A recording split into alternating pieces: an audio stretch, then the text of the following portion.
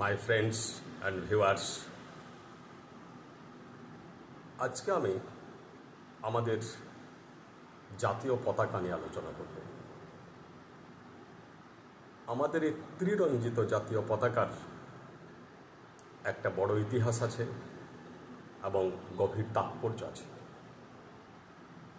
আজ ইতিহাস নিয়ে আলোচনা করব না, সেটাও একটা বিস্তারিত ব্যাপার হবে। আজ শুধু তাৎপর্য নিয়ে আলোচনা করব, অর্থাৎ এর মেসেজ বা অন্তর্নিহিত অর্থ। আমাদের যে এই ত্রিরঞ্জিত তিন রঙা জাতীয় পতাকা, এর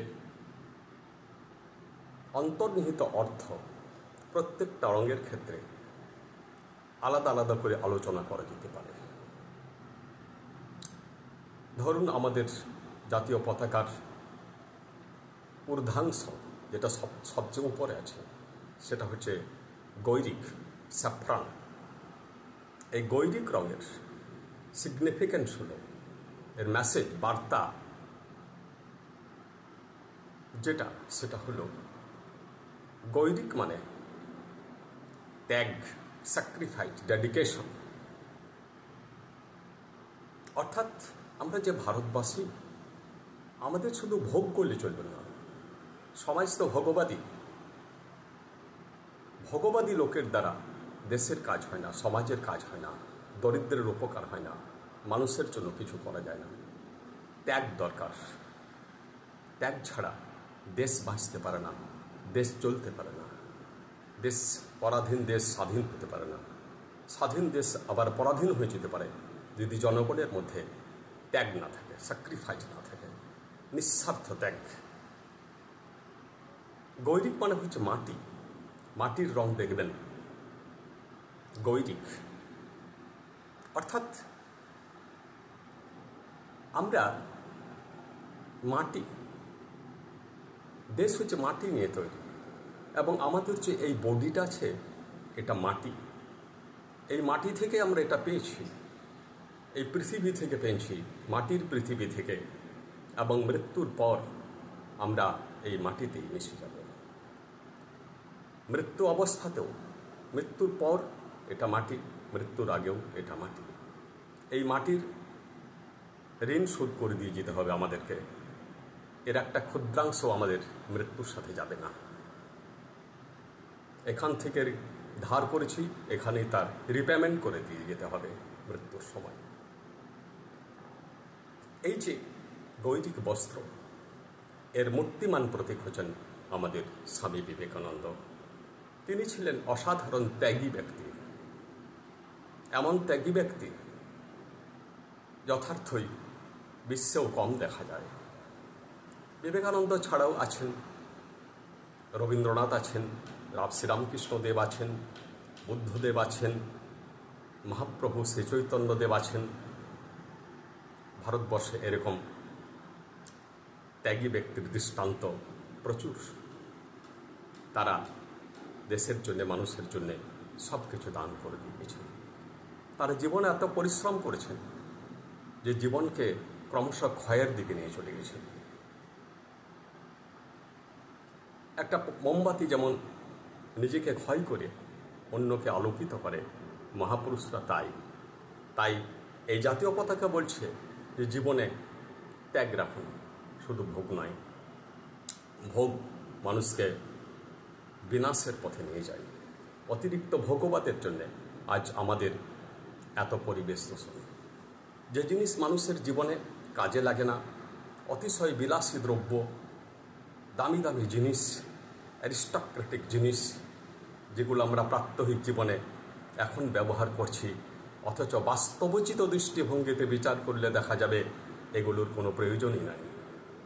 যেমন আমরা ব্যবহার করি একটা 2 লক্ষ টাকা দামের পালঙ্ক নিদ্রার জন্য। এটার কি বাস্তব দরকার? সত্যি এটা দরকার ছিল? সুনিদ্রার জন্য কি দাবি করে? সুনিদ্রার জন্য দাবি করে সুস্থ শরীর, সুস্থ মন। অথচ ওই একটা মূল্যবান পালঙ্ক তৈরি করতে কত গাছ কাটতে হয়। ওই একটা মূল্যবান নয়, ওরকম লক্ষ লক্ষ কোটি কোটি দামি দামি গাছ কাটতে হচ্ছে ওই দামি দামি পালঙ্ক তৈরি করার জন্য। এবং শুধু পালঙ্ক নয়, এরকম হাজার হাজার জিনিস যেগুলো আমাদের না হলেও চলত, সেগুলো আমরা ব্যবহার করছি এবং পরিবেশটাকে নষ্ট করছি। আজকে এই যে বিশ্বায়নের ভয় বিজ্ঞানীদেরকে ভাবাচ্ছে অনবরত, তার জন্য পরিবেশ দূষণ দায়ী, এবং তার জন্য দায়ী, পরিবেশ দূষণের জন্য দায়ী মানুষের এই অত্যধিক ভোগ লিপ্সা। তাই এই পতাকা বলছে তুমি ত্যাগী হয়ে যাও, ডেডিকেটেড হয়ে যাও, স্যাক্রিফাইসিং হয়ে যাও। এবার আমরা আসি মধ্যবর্তী অংশে। এটা সাদা, শুভ্র, হোয়াইট। এর অর্থ পবিত্রতা, সত্যবাদিতা। আজ যার প্রচণ্ড অভাব দেশে। কেউ যদি সহজ সরল পবিত্র না হয় দেশে, তাহলে দেশ চলবে কী করে? এই কারণেই তো দেশে আজ এত ঘুষখোর, এত দুর্নীতি, এত চুরি, এত ডাকাতি, এত ফাঁকিবাজি। মানুষের মধ্যে আন্তরিক ফাঁকিবাজি। মুখে আপনি বুঝতে পারবেন না, মুখে খুব চালাক, খুব ধান্দাবাজি কথা, এবং সত্যটাকে সবসময় আড়াল করে চলছে। শাস্ত্র এটাকে বলছে আন্তরিক চালাকি বা আন্তরিক ফাঁকিবাজি। এই যে সহজ সরল জীবনযাপনের কথা বলা হচ্ছে, শুভ্র রং। আমাদের দেবী সরস্বতীর দেখবেন সব কিছুই শুভ্র। এই শুভ্রতার জন্যে তিনি দেবী সরস্বতী, তিনি জ্ঞানের প্রতীক। জ্ঞান মানেই সেটা সাদা, সেটা অর্থাৎ সহজ, অর্থাৎ আপনি সহজ জীবনযাপন করুন। আমাদের সোসাইটি আজ এত দুর্নীতিগ্রস্ত কেন? কারণ মানুষ ক্রিটিক্যাল, বুদ্ধিকে ক্রিটিক্যাল করে দিচ্ছে। বলছে বুদ্ধি, কুবুদ্ধি সুবুদ্ধি বলে কিছু হয় না। আপনি যখন বুদ্ধিকে ব্যবহার করতে পারছেন তখন সুবুদ্ধি, আর যখন পাচ্ছেন না সেটা কুবুদ্ধি। অর্থাৎ বুদ্ধিকে আপনি বাঁকিয়ে ফেলছেন, সেটাই হচ্ছে ক্রিটিক্যাল বুদ্ধি। এবং এই ক্রিটিক্যাল বুদ্ধি সমাজকে ক্রমশ বিনাশের দিকে নিয়ে যাচ্ছে। তাই বলছে আপনি সাদা হন, আপনি শুভ্র হন। এরপর আসছে নিচের অংশটা, যেটা সবুজ মানে তেজ, সবুজ মানে যৌবন, সবুজ মানে কর্মপ্রবণতা।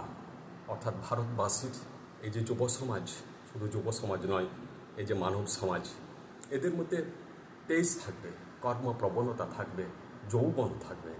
যৌবন মানে এই নয় যে একটা বয়সের ব্যাপার, 30-40 যৌবন, 20 বছরে যৌবন, তারপর যৌবন নষ্ট হয়ে যায়, এমন নয়।